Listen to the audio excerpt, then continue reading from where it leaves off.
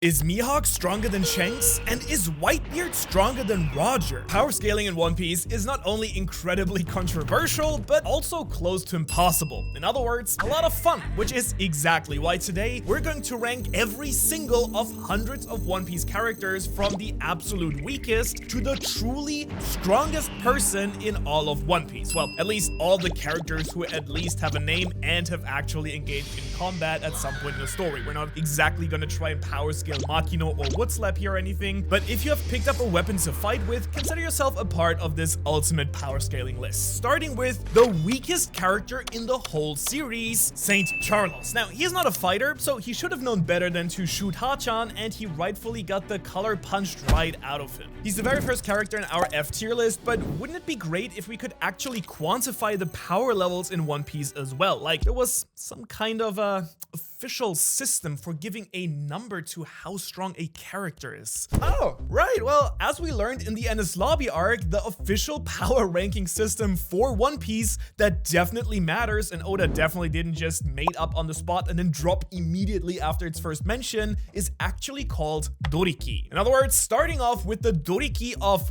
1, we got Saint Charles. But with him out of the way, we'll now head to the weakest of the seas, the East Blue, home to notably weak characters like Luffy, Roger, and Garp. Well, even weaker than these characters though are the weakest characters in the entire series, the Usopp Pirates. I can hear you now. Really, Manu? You're gonna pick on some poor innocent children playing pirates? To which I say, well, if the Usopp Pirates didn't want to be part of this power scaling here, they shouldn't have taken that shovel right here to Django's Unmentionables. In doing so, these literal children solidified themselves as the weakest characters in One Piece. And next up is Gaimon, who does have some ability with a pistol, but is unable to do much in combat, being completely confined to his treasure chest. And after that is a character most readers have probably completely forgotten. This Alabasta bandit who kidnapped Vivi as a child and was taken out by another child. Ouch. Then comes the mayor of Orange Town. Now, as ready as he was to put on his armor and protect the town from Buggy, unfortunately, he was a little bit out of his league here, which does say a lot. It was Buggy. And next in the mayor tier is Iceberg. Oh, Iceberg, you are a 10 out of 10 mayor, but despite having a pistol, you barely had a chance to use it before being dispatched by ZP9. Then we also have Hirulok. He's a doctor, not a fighter, and even though he's got plenty of explosives and firearms, he should probably stick to medicine, even though he's not very good at that either. On the other hand, the mountain bandit here that kidnapped Luffy in chapter 1 is also incredibly weak despite his high and mighty attitude regarding his bounty. He picked a fight with the wrong Yonko / Sea King. But after that, we actually already have Zoro's bounty hunter colleagues Johnny and Yosaku. Now, their true power lies not in combat, but in giving us expositions about the 7 warlords. So good job doing that. But in fact, those two and everyone else on this list could be defeated by another literal child, Kuina. And that's because thanks to Kuina's swordsmanship training from her father, she would have easily been able to defeat 2-bit bandits and bounty hunters if we're being honest. However, she might not have been able to beat Isa of the Shandians. Now, Isa doesn't exactly engage in combat in the series, but does have a weapon and is capable to defend herself. Moreover, she does demonstrate use of mantra or observation haki, which is pretty OP for a kid. And rounding out the little girl tier though is Otama. Now, did she have an extremely useful devil fruit power for fighting the beast pirates specifically? Yes. Will she be a true force to be reckoned with once she grows up to be a kunoichi? Absolutely. But for now, you know, she gets to be right here. Now back to the East Blue though, we have Genzo. Now, he couldn't handle Arlong, but given his battle scars and proficiency with pistols and a blade, this sheriff of Kokoyashi village can handle himself in a normal standard fight, I think. Kokoro here is next on our list, and she's not much of a fighter, but was plenty strong enough to send fodder marines flying anyways. Also an elderly, just like Kokoro, is the late Nefatari Cobra, who didn't have the strength of his youth when we met him, but as a young man, he was easily able to help Igaram here to fight off bandits. And right around him though is another Alabasta resident, Koza. And I think you've got to at least be moderately strong to lead a revolutionary army, but not as strong as the average line cook. A quick detour back to the Baratier brings us to the Baratier chefs right here. Sanji's co-workers, who are no strangers to rough housing, but do have trouble holding their own against big name pirates. And while we're still hanging around in the East Blue, how about a couple of cat boys who faced off against Zorro in Syrup Village? After them, we have Gats here. Now, we didn't see this gladiatorial announcer in a real fight, but was able to keep rallying the crowd after getting impaled by Doflamingo, and that should count for something in my book at least. Queen Otohime here is also no pushover with her great speed and feats of observation hockey. After her, we've got some lower ranked but still named Marines, Full Body and Django. Wait, didn't they get owned by the beginning of the series by Usopp and Sanji? Yes, they did, but they have really gotten their act together ever since and did some heavy duty training in the Marines ever since, so we'll bring them up just a little bit. They're so strong now that they could be right under the weakest of Crocodile's Baroque Work members, Mr. Nine and his baby mama, Miss Monday. Really bless Oda for the cover stories in the manga, because in what other series would we learn that these two are married with a kid now? It's a good thing that they opted for the quiet family life, because they really weren't cut out for the whole criminal underground thing, if we're being honest. And after that, we have the weakest crewmates of the weakest of the Yonko, Buggy's entourage, Moji, Kabaji, and Alvida. Now, these were among the first people ever wrecked by Luffy and the crew in the story, so they get to hang out right here at the bottom of the list, even if they're technically Yonko commanders now, I guess. And right after, we'll have a character that you definitely knew had a name. Bunny Joe, aka the revolutionary officer that freed Robin from her cell in Tequila Wolf. And just above him, we have the officers of Don Creek who helped with his assault on Baratier, Pearl, and Gin. Now, maybe Gin will climb higher on the list when he finally will definitely re-enter the story as he promised, but until then, here you are. Above them, we're putting someone who was a contender for the weakest characters in the entire series for a while, Spandam. Now, he's actually officially confirmed to have a Doriki score of 9, with 10 being the average fodder marine strength. Oh wait, just like Oda actually forgot about Doriki as a concept, I better remember to keep giving these characters power levels. So why does such a weak character beat the others on this list? Well, Doriki doesn't factor in things like devil fruit powers or special weapons. It only accounts for raw physical power, and Spandam has his special sword Funk Freed, and in my esteemed opinion, the other characters so far in this list below could probably not overpower an actual elephant. X and Morgan here though could probably take down an elephant, you know, with his X hand. Now, the average Fishman is also stronger than that, being 10 times stronger than a normal human being. So here we have the crewmates of the Arlong Pirates, our friendly takoyaki salesman Hachan and his comrades. Oh, and while we've met some stronger fishermen than them later on, Vendor Decken, the creep who tried to marry Princess Shirahoshi, can stay on this level as well. And just above them, we can actually put Dadan and her fellow mountain bandits from the Goa Kingdom. I think Garp wouldn't have entrusted his precious grandsons to someone who couldn't at least take down some jungle animals. But now, as we've moved more solidly into the Grand Line, we're going to leave the F tier and slowly enter the D tier, where devil fruits and superhuman strength are a whole lot more common. Like Dalton with his Ox Devil Fruit, who's our first candidate for the D tier. However, without the Straw Hat's help, he probably wouldn't have been able to defeat Wapol and his Royal Guard, so we'll place Wapol and all the subordinates that he fused with right here. And Wapol's Doriki has to be at least like,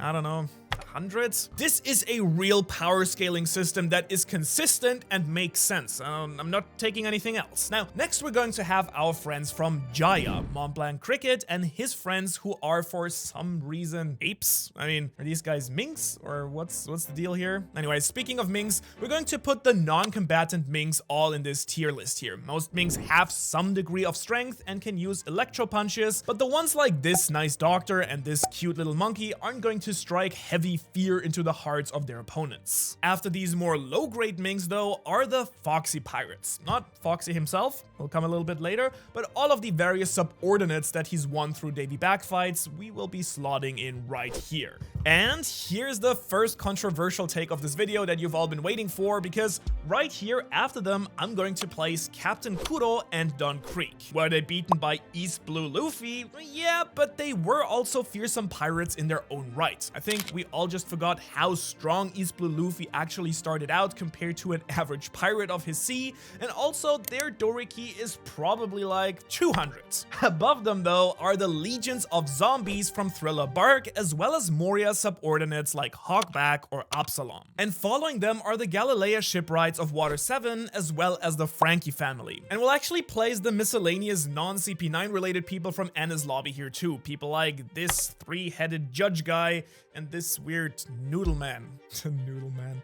We're also going to make an educated guess here and place Nami's adoptive mom Belmare here as well. While she couldn't overpower Arlong, she was clearly a capable fighter, and we don't know her exact rank, but she was a marine officer, as we can tell from her cool jacket here. And around the same level, we can toss in this guy who is Sanji's former lookalike. And after this level come the majority of the fighters from Skypiea, I think, like the Shandians, the Cloud Army guy, and I think even Enel's priests. After that, we have another tier of Baroque works. We already talked about Mr. 9, but on this level, we've got Mr. 5 all the way up through Mr. 3 Galdino. And we can say with a lot of certainty and not a guess at all that his Doriki is a fitting 300. And right up here with him are the heads of Alabaster's Royal Guard, Igaram, Chaka, and Pell. Though you could make an argument for Pell being ranked a little bit higher due to his explosion survival skills. Also, with him is technically our first Straw Hats on the list, Nefertari Vivi. And while she's clearly not as strong as the other Straw Hats, so far at least,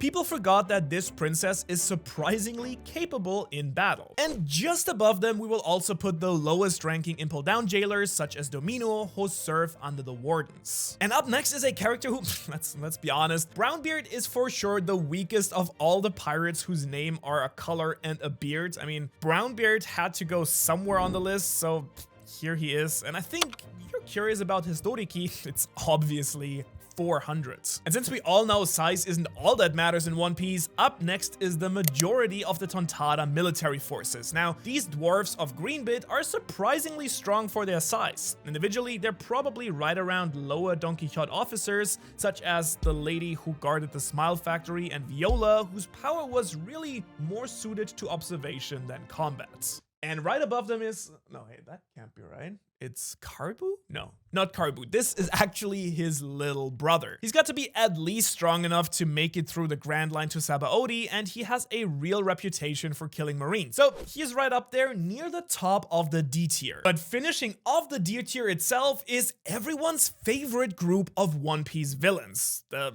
new Fishman pirates. Now, it's a little bit hard to place these guys anywhere since they were just juicing on steroids while they fought the Straw Hats, but simply the fact that the post-timeskip Straw Hats were still wiping the floor with them even while they were taking these energy steroids, to me means that these guys kind of get to round out the D tier. I feel like that's fairly reasonable. And along with these guys are also the royal family of Fishman Island, who probably could have handled the new Fishman pirates themselves if it weren't for those energy steroids.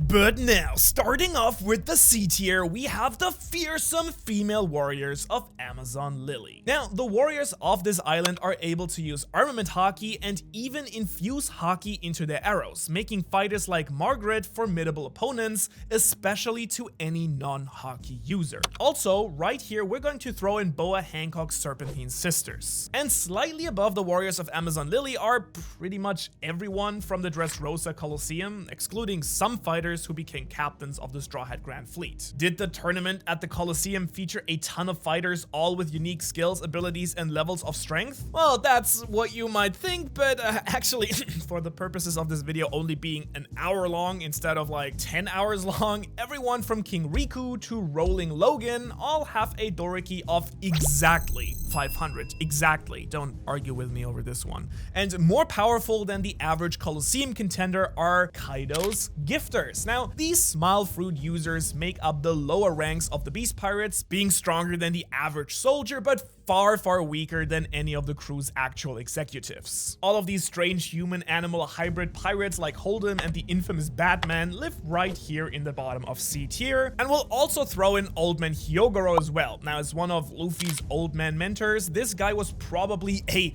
lot stronger when he was younger, but right now he just gets to stay around here. And very similarly ranked at the lower end of C tier are soldiers of another Yonko crew, which is the Big Mom Pirates. Homies like Randolph are right around the gifters level, as well as the weaker Big Mom children such as Lola or Chiffon. I mean, to be on a Yonko crew, I figure you've at least gotta have a Doriki of 600, and while we're talking about Lola and Chiffon, we might as well include the Father of the Year, Pound, here as well. There you go. And I think the more mid-tier minks are actually right above them. Mid-tier makes them sound kind of mid, but I mean, they're better than the low-tier minks, if you get me. Now, they're not as strong as the Musketeer group here, but minks like Blackback or Giovanni are plenty strong in a fight, I think. Stronger than them, though, are some of the Vice Admirals from the Marines. Now, obviously, there are some Vice Admirals who might as well be Fleet Admiral, looking at you, Garb, but some of them are just a lot lower than average, I think. For instance, pour one for our dearly departed T-Bone. May he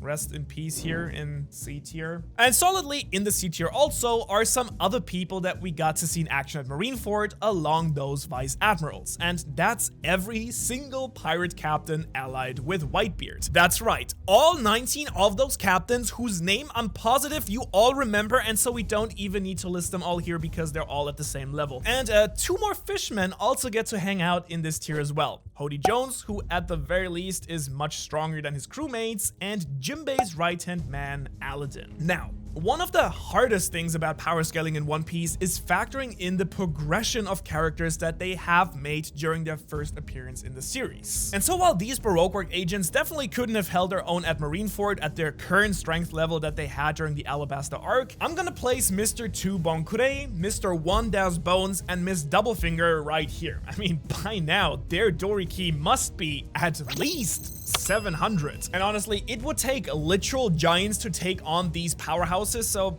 here are a bunch of giants, like such as the Marines Giant Squad. And speaking of the Marines, let's get some more of them in here as well. Mid-tiers like this guy with the terrible chin, or the Cage Lady, and this dude from Impel Down seems like he's a good fit for this as well. Might as well put him in here as well. And let's not forget about their good friend CP9. Now, wait a minute. Does this mean that we finally get characters with canonical official Doriki levels? I've been waiting for the entire video for this. No guesswork, just official Oda confirmed power levels. And first off, we have Khalifa with a Doriki of 630, except now that she's in ZP0, it's probably a lot higher, but you can just ignore that. It's for sure 630 still. And this round guy here is 800, with the pink man following at 810 and our all-time favorite doorman Bruno at 820. Now, the rest of the Cypherpole agents will have to wait for a little bit because their power level is way higher than that at least. And have they all gotten stronger since then as well? Yeah, probably, but you didn't come here to do math. You came here to see the strongest characters in all of One Piece. But right around ZP9's power levels are some of the Supernova super subordinates, like Bege's Mafiosos and the Heart Pirates. However, claiming sweet victory over these guys are the middle tiers of Big Mom's children. Fighters like Charlotte Pudding, though as a Yonko child, we figure her Doriki must be at least 900. Scotch here, another one of Kaido's fighters, is actually so mid that he lost to Karibu on a cover page. And as for the final member of C tier, well, we're sorry, but Shinobu, you just didn't quite make the cut here. But believe me, if this was the bewitching Kunoichi tier list, you would be right on top, promise. But next we have Arlong, and he is honestly one of the hardest characters to power scale in the entire series. Now, on the one hand, he was an important member of the Sun Pirates and said to be close in strength to Jimbei himself. On the other hand, instead of growing in terms of strength and power, he did hide in the East Blue and evidently let himself go there because he was defeated by East Blue level Luffy. It's really hard to reconcile this massive disparity in power, so we're going to average out the two extremes here and place this Shark Fishman at the very bottom of the B tier, which is continued right away by the Doflamingo family. Now, disregarding the executives for now, of course. However, these fighters fighters from Dressrosa gave the Straw Hats and an entire country worth of people the fight of their lives. Virgo, Doflamingo's spy inside the Marines, has full body armament haki that was strong enough to shatter Sanji's leg. Senor Pink, the most hard-boiled character in One Piece so far, gave Frankie a run for his money, even though Frankie's cybernetic abilities made him one of the powerhouses of the Straw Hat crew. And Sugar, well, Sugar was one of the hardest characters to place on this entire list. I mean, is she strong? No, she's just a little girl, so why isn't she down in the little girls tier with Otama? Well, Sugar doesn't need to be strong because one touch is all it takes for her to win nearly any fight instantly. This little girl, who's actually weirdly enough a lot older than she looks, has one of the most overpowered Devil Fruit abilities in the entire series. One touch allows her to turn someone into a toy under her command and removes all the memories of them from all other people. Now, arguably, it's recently been hinted at that sufficient haki could allow you to break free from an ability like this, as we saw with Trafalgar Law when he broke free from the effects of Doc Q's Sick Fruit. However, as we never saw anyone break free from Sugar's power through sheer force of will, she does get to be in B tier at least. And actually, another person with a wildly overpowered ability gets to be right here with Sugar as well, and we're talking about Perona, one of the Warlord Gecko Moria's commanders on Thriller Bark. Because Perona's Hollow Fruit gives her the ability to summon these negative ghosts that completely drain positivity from her opponents, robbing them of the will to fight or live. And if it weren't for the brilliant joke by Oda that Usopp was already negative and therefore immune to her powers, the Straw Hats would have been pretty much decimated by Moria. Really, Usopp truly was the hard counter to this ability, but it's safe to say that Perona could handle her fair share of powerful opponents. And wow, since Usopp defeated both Perona and Sugar, Oda really seems to like having the originally weakest member of the crew defeat characters who have the most OP broken abilities in the story. And again, we have a bit of a controversial one here, but unfortunately for Usopp, as arguably one of the weakest members of the Straw Hats, still gonna have to place him here in the B tier, but I do believe that you will be ending up in the A or S tier very soon. I mean, Usopp, you've beaten some overpowered characters, but you wouldn't do too well in most other matchups, I think. Pop Greens are cool and all, but let's hope you get an even bigger power-up on Elbaf that will bring you all the way up to the S tier. For now though, your Doriki is precisely 1000. And sadly, Usopp isn't just the weakest Straw Hat on this list, we're actually placing him below all of the other captains of the Grand Fleet. Yeah, I know, sorry. But hey, some of the strongest fighters in the Dressrosa Coliseum swore their allegiance to Luffy, forming the Straw Hat Grand Fleet. Fighters like the giant warrior Hyrogene, the #1 Straw Hat superfan Bartolomeo, and the pirate prince Cavendish, they're all in B tier. Many of them being fearsome captains in their own right. The average Doriki of this group is at least 1500. Wow, now that we're in B tier, the Doriki levels are really going to start to escalate. And right around this level is another indispensable ally to Luffy, Haribo. Now, love or hate him, probably hate him. Without this creep's infinite meat storage, Luffy probably would have ultimately lost to Kaido, making Karibu kind of, sort of, a hero of Wano. And his powerful Swamp Logia fruit would probably put him even higher on this list if it wasn't for his Achilles heel, which is barrels. Above Karibu though are another batch of characters who technically have overpowered abilities, but in spite of their potential, they're pretty weak. I'm going to call this group Clown tier because inside this group are two actual clowns,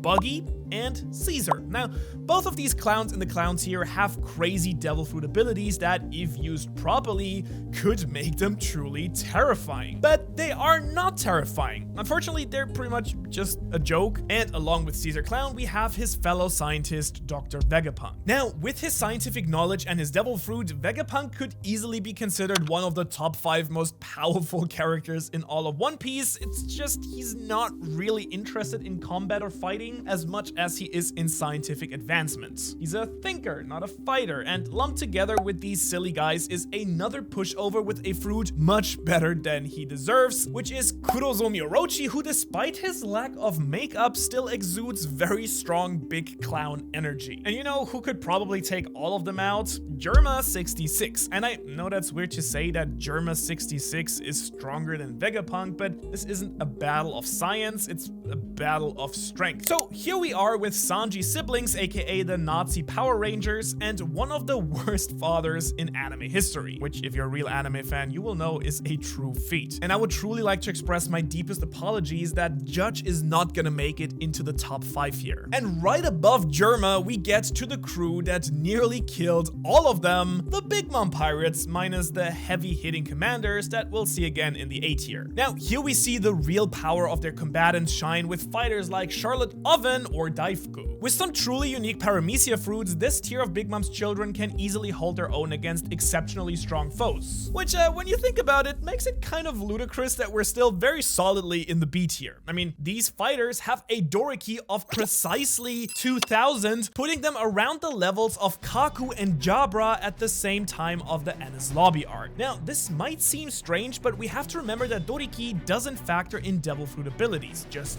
raw power. And we also have to remember that Doriki is not a reliable measure of power levels, so much so that Oda never brought it up again after Enies Lobby. Oh, I mean, no, it's very important. We're gonna keep doing it. At the level of these Big Mom fighters, though, is our second Straw Hat of the list, which is Nami. Now, this might come as a bit of a surprise, since Nami has long been thought as part of the weakling trio. She would rather avoid fighting altogether, especially when she's up against a powerful enemy. However, every time that Nami's back is against the wall and she does get into a fight, she is able to use her strategically brilliant mind to come out on top. And now that she's received a power-up in the form of Big Mom's homie Zeus, she should be able to defeat many of Big Mom's kids just like she defeated heavy hitters like Miss Doublefinger or Khalifa. And right here, along with Nami, we have the final member of the so-called weakling trio, which is Tony Chopper. Now, by utilizing his Rumble Ball transformations, the Straw Hat Doctor is able to become strong enough to trade blows with Queen, one of Kaido's strongest subordinates. However, the Rumble Balls that include Chopper's Monster Point have a strict time limit and result in huge drawbacks when the transformation ends. And due to these side effects, we can't really put him that much higher than Nami, honestly. But next, above these two Straw Hats is a surprising pick, I'd say. Wiper of the Shandians. Now, I mean, some people might scoff at me for having a character from Skypiea this high on the tier list, but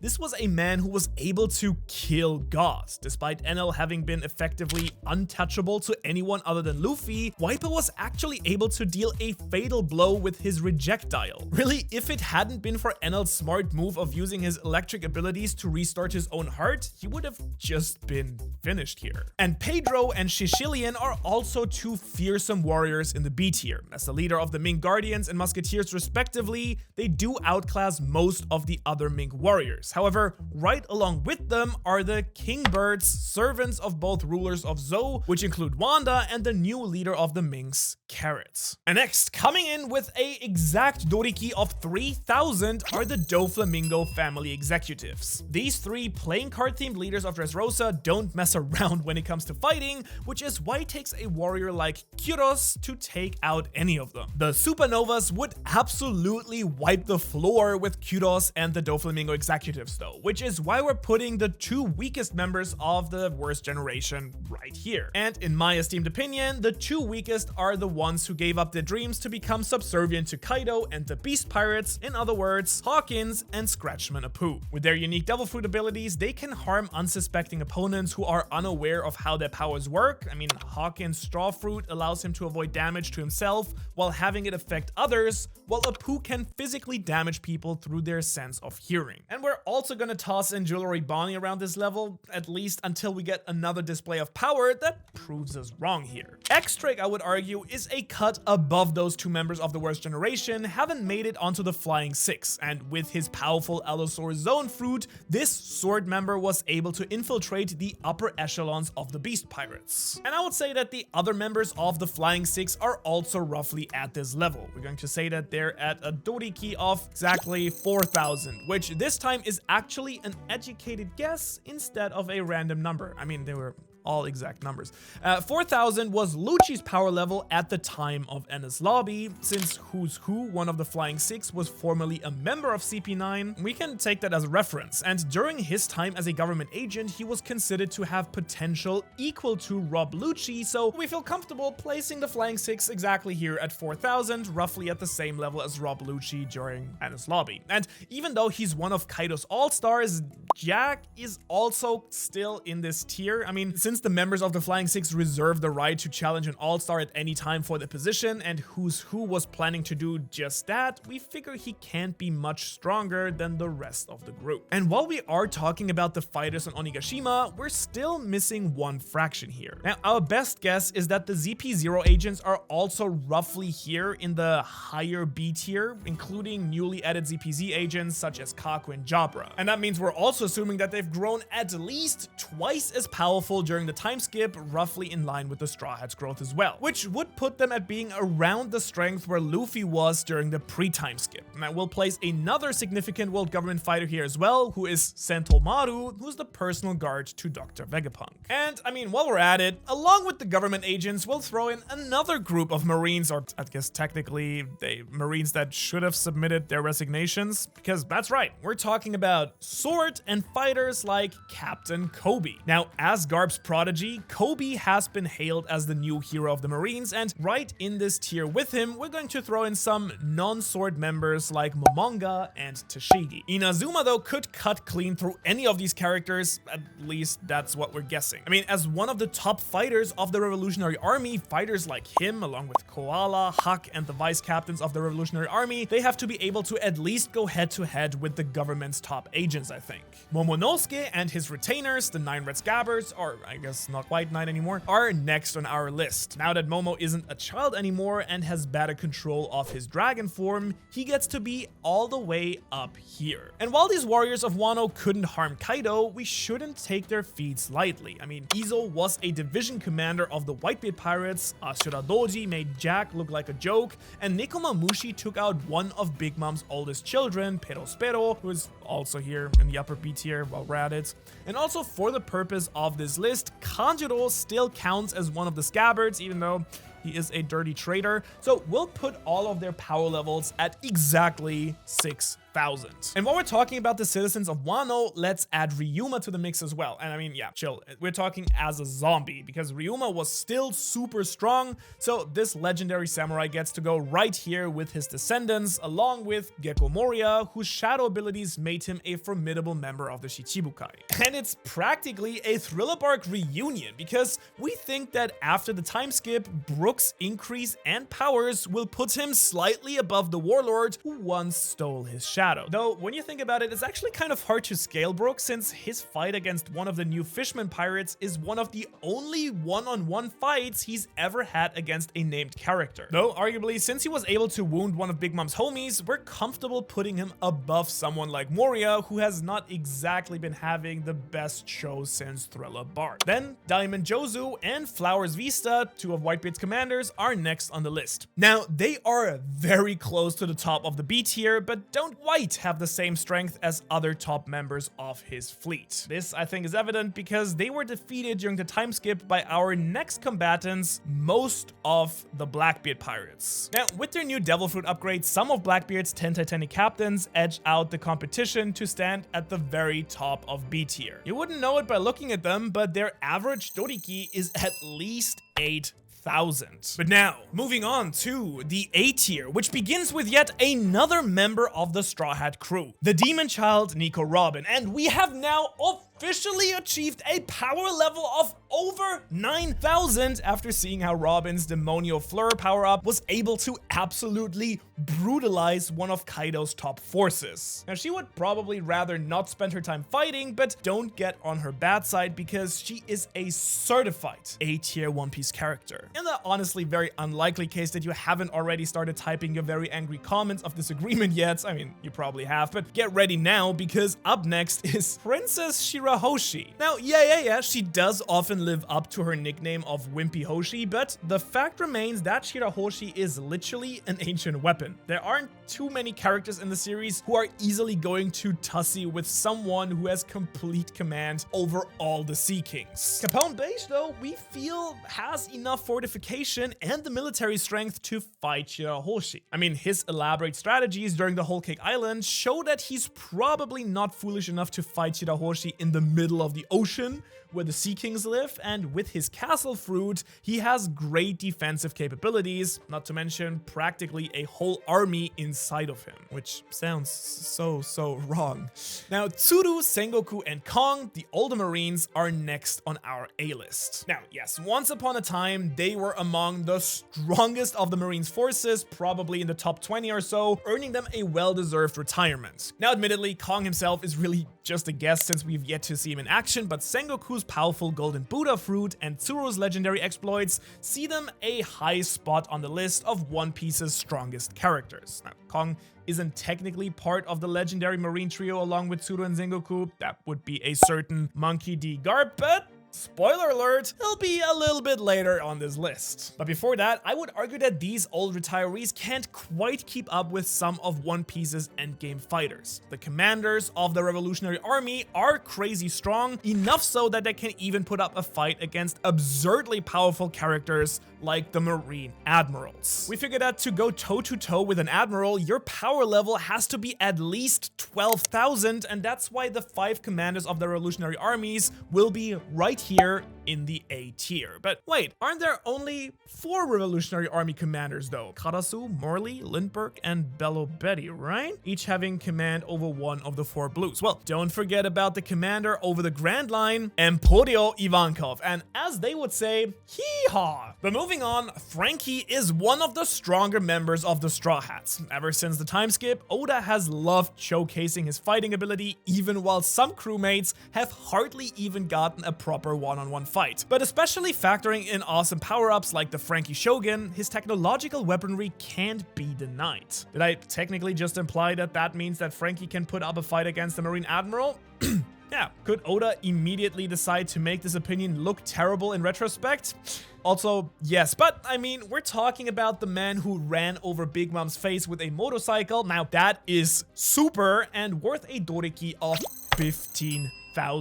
I'd say that Boa Hancock could probably easily dispose of Frankie, considering that he and most of the characters in the series would be turned to stone 5 seconds into the fight. But even for people who can resist her devil fruit powers using their mastery of hockey or their apathy towards beautiful women, let's not discount her powerful armament and conqueror's hockey. Like she said after the Marines decided to hunt down the former warlords, the Shichibukai earned their spots because they are very strong. And that's why right above Boa Hancock, we have yet another former warlord, Crocodile. And this is most definitely going to be the most controversial placement on this entire list so far, because in the same way that it didn't make any sense for East Blue Luffy to be able to defeat Arlong, a former member of the Sun Pirates, a pre-gear Luffy, somehow managed to take out Sir Crocodile. Now, to Croc's credit, let's not forget that he also nearly killed Luffy twice and would have succeeded if it weren't for that Madeline Robin. And since Crocodile is now in the good company of Dracula Mihawk in the Cross Guild, we can only guess that he's gotten a lot stronger since the time skip, placing him in the A tier with a Doriki of at least 16,000. And just etching him out of the way is Smoker, another very controversial pick, I know. Now, this Vice Admiral of the Marines hasn't exactly had the best showing after the time skip, getting bodied by Virgo and Doflamingo, but hey, so did Sanji, and nobody's going to argue that he should be lower on this list, right? And Smoker is the kind of character to take his defeats very seriously, and much like the Straw Hats, seek to get stronger. We can only guess that Smoker will have a role to play during the end of the story, and at that point, he'll most likely be able to fight on par with the top tiers, I think. And you can't say anything because this is my video. Now, the Mad Monk Uruj is a supernova who hasn't gotten that much spotlight so far, but we do know that this Sky Islander was able to defeat one of Big Mom's sweet commanders, and his devil fruit that allows him to absorb kinetic energy and turn it into raw strength, which really is no joke. Don Quixote Doflamingo is one of the strongest of the 7 warlords. It literally took Gear 4 Luffy to even stand a chance against him, but let's also not forget the day that Doflamingo had been having before that fight. He's been gamma knifed and had to use his fruit to stitch his own organs together. He had utterly defeated Law, he had been maintaining a string clone for who knows how long, and on top of it, he had activated the Birdcage, an attack so powerful that somehow even master swordsmen like Zoro, Kinemon, or Fujitora somehow couldn't cut through it. And on top of that, he used his Devil Fruit Awakening to fight Luffy till the very end. I have a feeling that a peak conditioned Doflamingo would have been able to put up an even more intense fight against Gear 4. And so very close to Doflamingo, we have 3 of the sweet commanders: Smoothie, Cracker, and the ever mysterious Snack. Now, technically, Uruj did defeat Snack, but since we've never actually seen this character, we're still just gonna throw him in with the others. Cracker, though, we've seen in prolonged battle with Luffy, and while Doflamingo struggled against Gear 4's immense speed and strength, Cracker was able to keep up just with his army of biscuit soldiers. But even stronger than these 3 is another Yonko commander, and the most funky one as well, Queen. Now, Queen already comes packed with the power of an Ancient Zone type Devil Fruit that grants him the raw strength of a Brachiosaurus. However, it's of course his scientific knowledge and cybernetic enhancements that make Queen the Plague a real force to behold. Queen was able to grant himself the individual powers of each of the Germa 66 members in an effort to show his superiority over Sanji's father, Vince Smoke Judge. Sadly did not make it into the top 5 of this video. And with Queen also comes King, Kaido's right-hand man, and as the last known Lunarian, King has incredible strength and endurance, enough to bring Zoro within an inch of his life. And on top of his Lunarian abilities, his Paternaton Devil Fruit gives him even greater strength as well as the ability of flight. And so as one of the strongest Yonko commanders out there, King's Doriki comes in at 18,000, and I really wish I wouldn't have to say Paternaton anymore. I really don't like saying dinosaur names in English. Now, above King though, come 2 more Yonko commanders, Shiryu and Jesus Burgess. As the 2 of the strongest members of the Blackbeard Pirates, these guys will be some of the Straw Hat's final enemies. Shiryu of the Rain's reputation precedes him when we first meet him in Impel Down. This sadistic former jailer is a supremely strong swordsman, and on top of that, he has the ability to turn invisible now. And with his new strong fruit, Jesus Burgess is going to be able to muster some incredible feats of, strength. And around Shiryu's level of strength as well is his old comrade, the former chief warden of Impel Down, Magellan. Now, during the Impel Down arc, Magellan was an unstoppable force of nature because his venom basically incapacitated nearly everyone it touched. If it hadn't been for the inmates' teamwork and Mr. Two's noble sacrifice, Magellan might have single-handedly stopped the escapees, including Luffy and Blackbeard. And with a power like that, his Doriki breaks the 22,000 point mark. But now we go from a warden of Impel Down to someone who was recently sent to prison, Edward Weevil. Now, the idea that Weevil is in fact the real biological son of Whitebeard is suspect to say the least, but if he does have strength to rival the world's strongest men, then clearly Weevil is absurdly strong. More clues for this are the fact that his bounty before becoming a warlord was the highest of any of the warlord's previous bounties. Not that bounties are power levels, I mean, we have Doriki for that, which is way more accurate. And Portas the Ace is up next. As the 2nd Division commander for Whitebeard, the former wielder of the Fire Fruit is quite formidable. Although we have seen him suffer some defeats in the series, one of them quite fatal, but only at the hands of true top-tier characters like Akainu and Blackbeard. And if it takes that sort of caliber of a character to topple Ace, then he truly is one of the series' strongest. Not quite as strong, I'd say though, as another flame wielder, the Straw Hat Chef Sanji, and as a member of the monster trio, Sanji is one of the Straw Hat's most reliable and powerful fighters. Now that he's awakened his latest Vinsmoke abilities for wildly increased speed and durability, he is solidly in the Yonko commander level, and if I had to guess, which I don't have to, Sanji's Doriki is nothing less than 25,000. And just ever so slightly beating Sanji with a power level of 25,001 is Jinbei, the Knight of the Sea and helmsman of the Straw Hats. And honestly, it's amazing they've ever made it so far with someone who actually knows how to steer a ship. Now at this point in the series, we'll say that Jinbei is slightly stronger than Sanji because, I mean, just look at this man,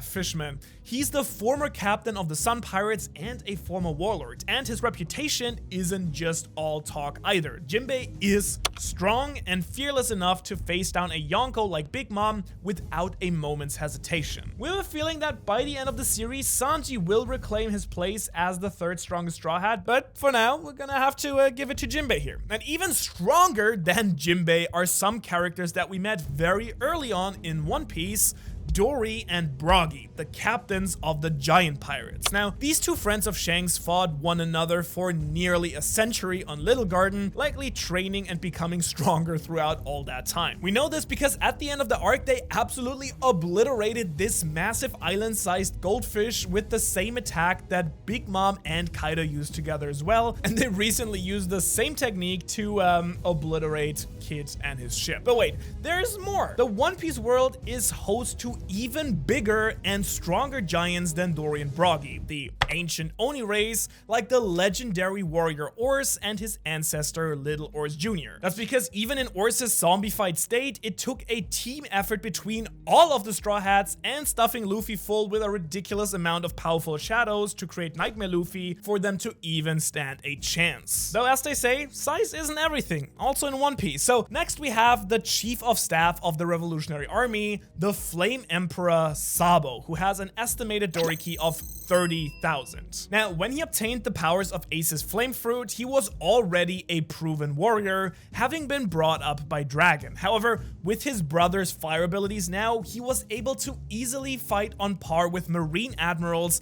and completely wash Jesus Burgess, one of Blackbeard's top fighters, though to our knowledge that was before he actually had a Devil Fruit of his own. And then of course we have the Red Hair Pirates, who possibly are the strongest crew in the entire series right now. Now, we don't have a ton of feats of any of these characters, so we're going to mostly go on reputation here, but up next are the prominent members of Shanks' crew, such as Yasop and Lucky Roo. And since Lucky Roo for some reason is supposedly the fastest character of the series, he clearly belongs in the upper ranks of the A tier. And just slightly above them, we have the old crew members of Shanks' former captain, characters like Rayleigh and Scopper Gaban. Rayleigh in his prime would obviously be higher on this list, but according to the man himself, in his old age, he probably wouldn't be quite able to fight against characters like Blackbeard. However, as members of the Roger Pirates, these characters are among the strongest in the entire verse, still at their current age. And Rob Lucci is next with a Doriki of 40,000. Now, we're going to say that with his new Devil Fruit awakening, he's 10 times stronger than he was at Enies Lobby, which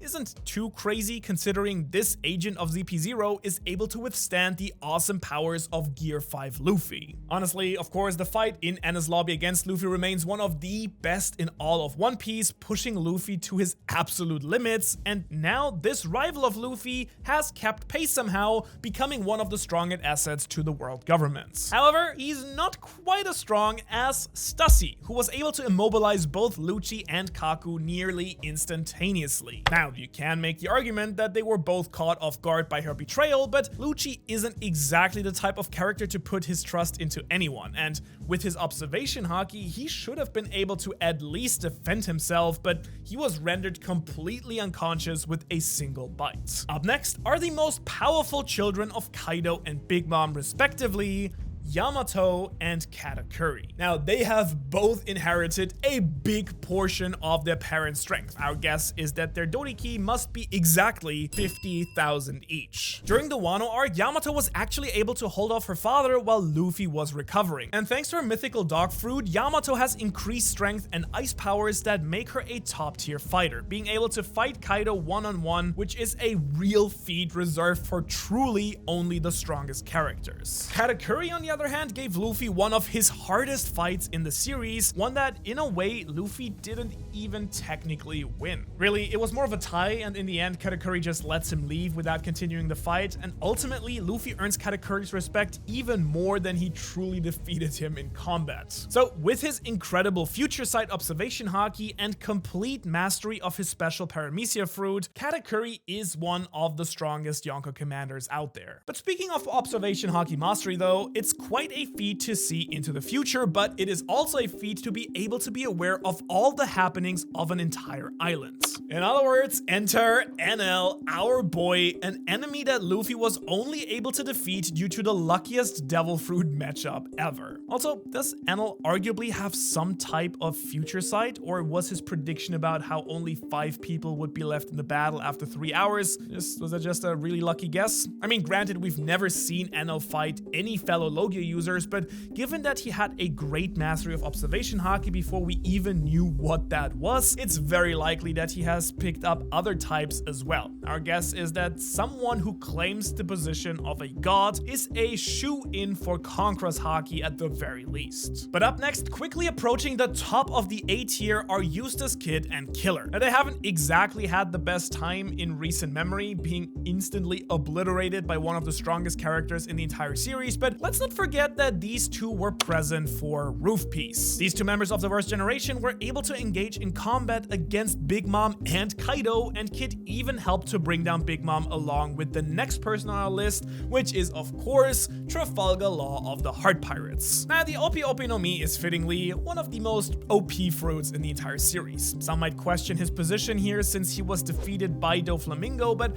since he's awakened his devil fruit and has even been strong enough to take out Big Mom, with Kid's help of course, he's not the most physically powerful character, but using his strategic brilliance in coordination with his broken devil fruit makes him a more than deadly fighter. After all, it's easy to beat people when you can just remove their heart. But just above Law though, and at the pinnacle of the A tier, is the right-hand man of the world's strongest man, Marco the Phoenix, with a Doriki of 60,000. I personally think that this pineapple-shaped man is in another league as a Yonko commander, being able to fight King and Queen, Kaido's top 2 subordinates, simultaneously. Add in his restorative devil fruit abilities, and you're dealing with a seriously strong mythical zone user. Which now, drumroll please, for the first member of the S tier golden is Roronoa Zoro, the future strongest swordsman of the world and the right hand of the future Pirate King, and as the very first swordsman since Odin who was actually able to cut Kaido, Zoro is solidly in Yonko commander level and is rapidly approaching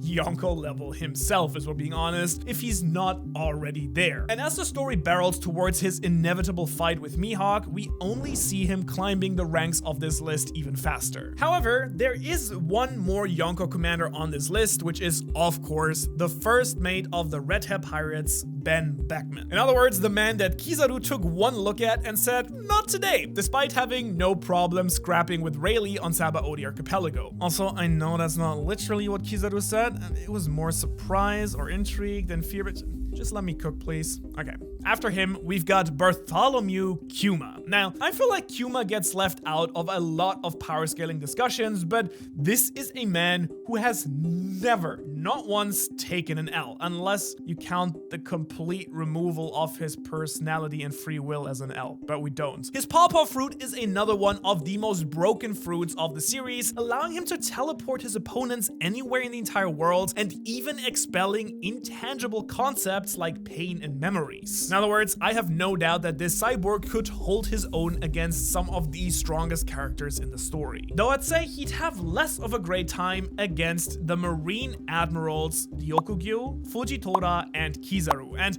for good measure, we're including Aokiji here as well. They all have insanely powerful devil fruits and complete mastery over them. They command elemental forces of nature, they're the greatest powers of the world government and the Marines, and don't sleep on these absolute units because after all, their average Doriki is at least 75,000. And after the admirals, you know it's only gonna be crazy names from here on out. And next is the Giga Chat himself, Kozuki Oden, a member of Roger's and Whitebeard's crew and the former shogun of Wano. Now this man was able to fight on the same level as Kaido, and if it hadn't been for the trickery of the Kurozumi clan, he likely actually would have defeated the Emperor of the Sea. However, slightly above taking the W was Kaido, and along with him his fellow former Rocks crewmate, Charlotte Lin, Big Mom herself. Now most fighters, even with proficient armament hockey, can't even lay a scratch on either Big Mom or Kaido. In fact, it takes elite level techniques like advanced Conqueror's Haki or awakened Devil Fruit abilities to even stand a slight chance against any of these Yonko. But as if that wasn't enough, on top of this, Big Mom and Kaido both have absolutely insane Devil Fruit abilities. And honestly, between Big Mom's homies and the ability to rip the literal soul from anyone who fears her, and Kaido's giant dragon form and mastery of flame clouds, powers are set like they're nearly unlimited if we're being honest. But let's not forget about Big Mom's and Kaido's former crewmate of the Rocks Pirates, which is Shiki the Golden Lion. Now, let's not forget that the Strong World movie is not canon, so we can't consider his defeat at Luffy's hands as serious. However, we can look at his legendary status as a rival of Roger himself. In his day, this user of the Float Fruit was one of the strongest pirates in the world, and it took both Garp and Sengoku to take him down. And similarly, at Yonko level, I'd place the legendary hero of the Marines himself, Monkey D. Garp. I mean, in his prime, Garp would regularly fight against Yonko level people like Roger Whitebeard, but even now in his old age, he can unleash devastating techniques like this punch right here. And he may just be a vice admiral, but let's not forget that he has repeatedly turned down promotion in favor of maintaining his own freedom from working directly under the Celestial Dragons, and he was likely the strongest Marine in his day and continues to be among the strongest characters in the story, even in his retirement. And now it is time for the top 10 most powerful characters in One Piece. The strongest of the strong, because from here on out, every single character just reaches absolutely ludicrous levels of combat power. And at number 10, with a crazy Doriki of 100,000 is Sasasuke, better known as the Fleet Admiral Akainu. And checking my notes, I see here that his feats include the removal of Kuzan's leg, nice, the removal of Whitebeard's face, and the removal of Ace's life. Sorry, I had to. And his hotter than fire magma fruit is one of the most destructive abilities that we've seen in the entire series. In fact, to be more destructive than the magma fruit, you probably need like 2 devil fruits. So here at number 9, we have Marshall D. Teach, Luffy's greatest rival for the position of Pirate King. And we do know that Blackbeard has some downsides to his power. He feels pain more strongly than other characters, thanks to his darkness fruit. We've seen him back down from several opponents, refusing to fight characters like Shanks or Rayleigh, and opting for a more strategic approach. But still, with his darkness fruit and the earthquake fruit, he can nullify other fruit users' abilities, as well as having the power potentially strong enough to break the planet itself. And don't underestimate the power of his secret third devil fruit, the off-screen no Mi, which he uses to decimate Ace, Law, and to steal Whitebeard's devil fruit unseen by all. Which brings us to the 8th strongest character in all of One Piece, which is currently its protagonist, Monkey D. Luffy, with a power level of 120,000. Yep, above Blackbeard and Akainu. Well, we expect the future Pirate King to climb all the way to the very top of this at the end of the series, of course, but for now, let's put him at 8. His immense willpower has allowed him to master all 3 types of Haki to an advanced level, add in his mythical zone devil fruit, the Nika fruit, and he has the ability to do practically anything his limitless imagination can think up. He has come a very long way from the East Blue, and now, after defeating Kaido, he's truly deserving of the Yonko title. But slightly above him at number 7, we go to Luffy's father, Monkey D. Dragon. As the leader of the Revolutionary Army, and based on his family tree, we can assume that he is very strong. However, we have yet to actually see him using any of his powers within the actual story, so for now, his placement is just based on vibes and context. But honestly, I think we'd all be shocked if he isn't one of the strongest characters in One Piece. And so, number 6 instead goes to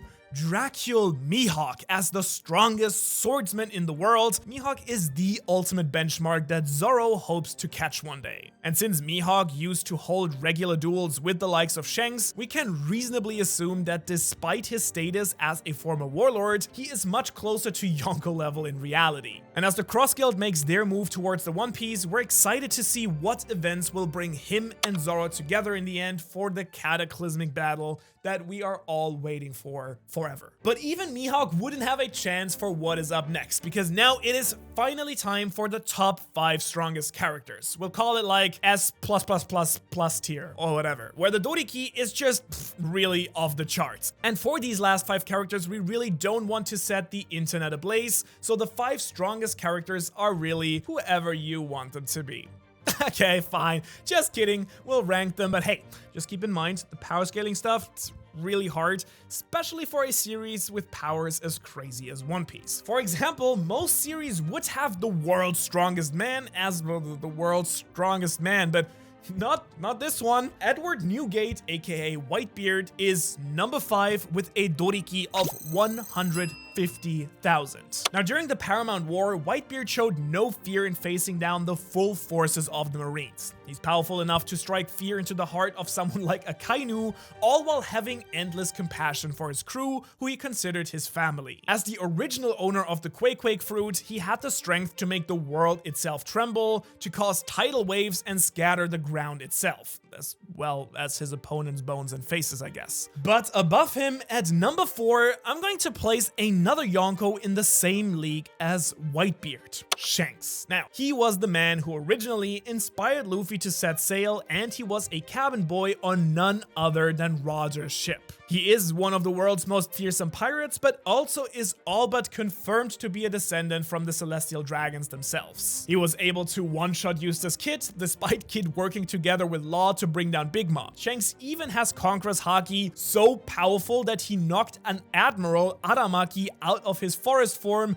and caused the Marine Admiral to retreat from Wano, even though Shanks himself was miles off the coast. Really, Shanks is at the pinnacle of power today, so for number 3, we have to actually go to the past and dig out an old person who's already dead, the former Pirate King, Gold D. Roger. He was a man who single-handedly launched the Great Pirate Era and the captain of the only crew to ever reach the end of the Grand Line. We're going to place his power level at 200,000. In his prime, before his execution, he was a friend and rival to Garp, the hero of the Marines, and could easily fight toe-to-toe with insanely strong characters like Whitebeard. His shadow is cast over the entire series, and for a very good reason, because he is the one who achieved the most in the world of piracy. And yet, number 2 goes to another great pirate of Roger's era, Rox D. Zebek. Now, we still don't know much about Rox, but we have big clues that his power was out of this world. For starters, he had 3 future Yonko working under him as part of his crew. Whitebeard, Big Mom, and Kaido were all part of the Rox Pirates, in addition to other significant ones like Shiki. And moreover, in order to stop Rox at the God Valley incident, Garp and Roger had to actually team up. This could imply that if neither of them could beat him alone, that it required 2 fighters of Roger and Garp's level to contend with Rox, meaning that he's likely stronger than either of them. But finally, we have the most powerful character in the world at number 1 with a Doriki of 250,000, which my experts, by the way, tell me that is the maximum level of Doriki, is Im-sama, the secret ruler of the world's governments. Ooh, controversial. Now, not only does Imo appear to wield some sort of insane transformation ability, but on top of that, they wield more power than any other individual in the One Piece world. They control the entire world government, which has the entire planet firmly clutched in its grasp. On top of their crazy beast form, Im-sama can also easily wipe out entire islands with a single wave of their finger, using what we presume to be a copy of the ancient weapon Uranus made by Dr. Vegapunk. And you probably don't remember that we might have actually seen this insane weapon all the way back during the time skip in this mysterious panel with Capone Beige as his ship gets sucked up into the sky. And if you want to learn 100 more secrets in One Piece that you probably missed, you can watch that video right here. Thanks for watching the most uncontroversial video I've ever made on this channel.